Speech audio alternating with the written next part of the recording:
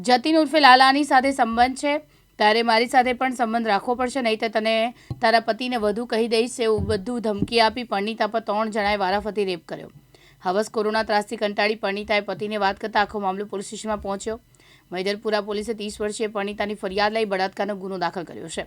બીજી તરફ પોલીસે બળાત્કારના ગુનામાં જતીન ઉર્ફે લાલો રમેશ રાણા ગોલવાડમાં, જેમાં પિયુષ લક્ષ્મણ ઉત્તેકર અને તેનો ભાઈ વિશાલ લક્ષ્મણ ઉત્તેકર રહે બંને લાલ દરવાજાની ધરપકડ કરી છે। ત્રણેય આરોપીઓ 30 થી 35 વર્ષના છે। એટલું જ નહીં, ત્રણે પરિણીત છે અને સંતાનો પણ છે। પોલીસે જણાવ્યું કે શરૂઆતમાં વર્ષ 2016માં પરિણીતા જોડે જતીન ઉર્ફે લાલુ રાણાએ મિત્રતા કરી।